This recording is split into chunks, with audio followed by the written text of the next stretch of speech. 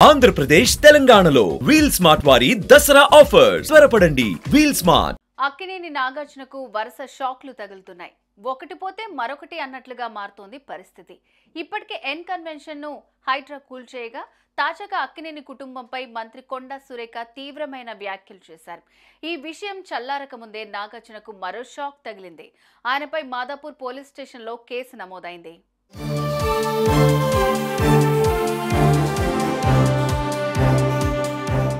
జనం కోసం అధ్యక్షుడు కసిరెడ్డి భాస్కర్ రెడ్డి మాదాపూర్ పోలీస్ స్టేషన్లో నాగార్జునపై ఫిర్యాదు చేశారు.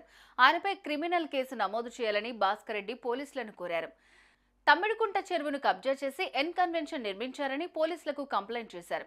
నాగార్జున చెరువును ఆక్రమించుకుని పర్యావరణాన్ని విధ్వంసం చేశాడని, చట్టాలను ఉల్లంఘించాడని భాస్కర్ రెడ్డి ఫిర్యాదులో పేర్కొన్నాడు.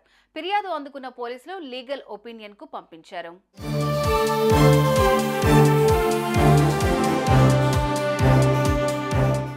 అక్కినేని నాగార్జునకు చెందిన ఎన్ కన్వెన్షన్ తమ్మిడిగుంట చెరువుకు చెందిన 3 ఎకరాల భూమి కబ్జా చేసి కట్టారని గతంలో అనేక ఆరోపణలు వచ్చాయి.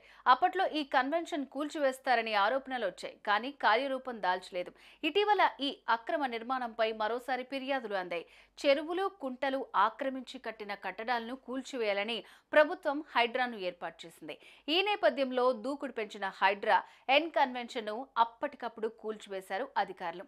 తాజాగా మంత్రి కొండా సురేఖ అక్కినేని నాగార్జున కుటుంబంపై చేసిన వ్యాఖ్యలు దుమారం రేపాయి. నాగార్జున సదరు మంత్రిపై క్రిమినల్ అండ్ డెఫమేషన్ కేసు నమోదు చేశాడు. ఈ వివాదం ఇలా సాగుతూ ఉండగా ఇప్పుడు మరోసారి నాగార్జునపై కసిరెడ్డి భాస్కర్ రెడ్డి ఫిర్యాదు చేశారు.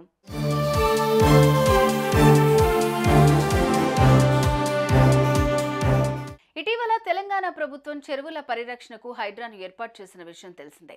చెరువులు, బఫర్ జోన్లు, ఎఫ్టీఎల్, నాలాలు, ప్రభుత్వ స్థలాల్లో నిర్మితమైన అక్రమ కట్టడాలను నిర్దాక్షిణ్యంగా కూల్చివేస్తోంది హైడ్రా. హైడ్రా దెబ్బకు అక్రమార్కులు వణికిపోతున్నారు. ఇప్పటికే చాలా ప్రాంతాల్లోని ప్రభుత్వ భూమిని కూడా స్వాధీనం చేసుకున్నారు.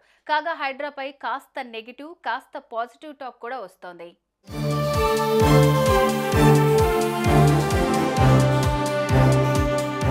ఇక కొండా సురేఖ వివాదం పెద్దది కావడంతో ఇలా అక్రమంగా కేసులు పెట్టి వేధిస్తున్నారంటూ అక్కినేని అభిమానులు మండిపడుతున్నారు.